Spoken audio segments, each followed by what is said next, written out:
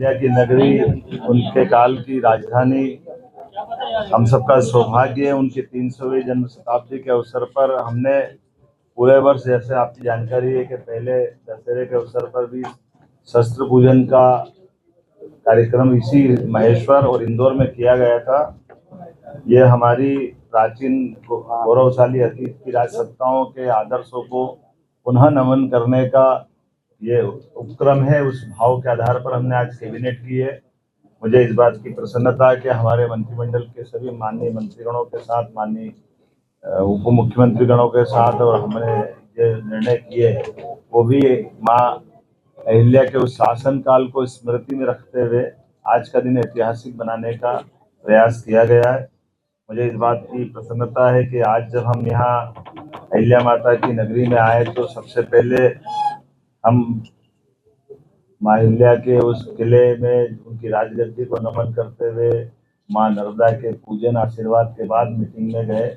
और खास करके दोनों पक्ष के, हमारे होलकर वंश के यहाँ के रिचर्ड साहब जो वर्तमान में राजगद्दी के उत्तराधिकारी हैं, और माँ अहिल्या के मायका पक्ष से हमारे राम शिंदे जी जो चेयरमैन महाराष्ट्र लेजिस्लेटिव काउंसिल के भी माननीय अध्यक्ष हैं, वो हमारे बीच मौजूद हैं और मौजूद थे, जिनके आधार पर हमने अहिल्या माता के दोनों वंशों से जुड़कर के इस भावना को प्रकटीकरण किया है।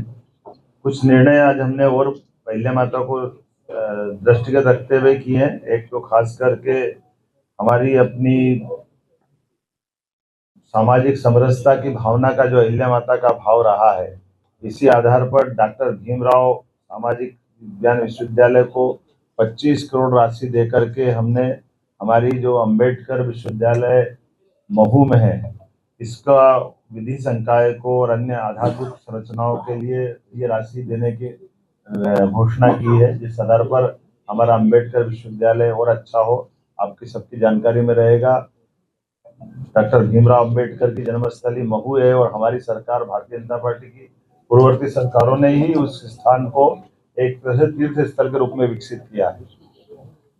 लेकिन उसके साथ साथ वहाँ के विश्वविद्यालय का भी, अंबेडकर जी का चूंकि शिक्षा में बड़ा योगदान है और आज हमने निर्णय किया कि लॉ में भी उनकी बड़ी भूमिका है, तो विधि संकाय के साथ उसको एक्सीलेंस, सेंटर ऑफ एक्सीलेंस के नाते से भी विकसित किया जाए, इस दिशा में हमने आज निर्णय किया है।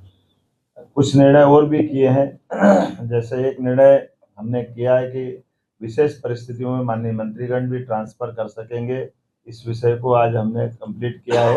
हमारे खास करके विधिवत तो ट्रांसफर पॉलिसी बाद में आएगी, लेकिन इसमें विस्तारित रूप से करने के पहले हमारे माननीय मंत्रीगण अपने विभागों के अंदर सुव्यवस्था स्थापित करने के लिए इस पर काम कर सके। माँ अहिल्या की जब बात कर रहे हैं तो कल्याणी विवाह को भी प्रोत्साहन देने का निर्णय किया है।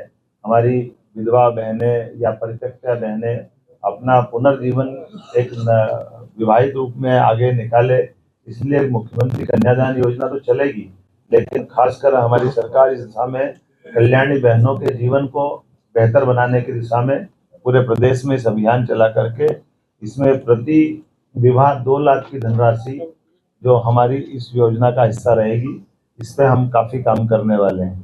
खासकर बीच में ऐसे निर्णय तो बहुत सारे हैं, जैसे हमने आज अपने 3 नए जिलों में हमने चिकित्सालय की बात की है, तो पीएम एयर टैक्सी के माध्यम से कल जो आर्गन डोनेशन का बड़ा प्रयोग हुआ है भोपाल में, जहां हमने ग्रीन कॉरिडोर बनाकर जबलपुर से एयर टैक्सियों का उपयोग करते हुए दोनों तरह से ब्रेन और हार्ट ट्रांसप्लांट करने में सफलता पाई है। ये बड़ा निर्णय है।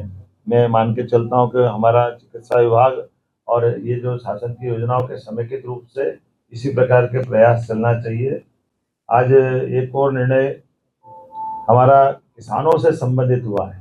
हमारी लोकमाता के जमाने में भी उनने किसानों को कुएं से पानी लेकर के खेती को प्रोत्साहन देने के निर्णय किए थे और बगीचे लगाने के लिए प्रेरित किया है।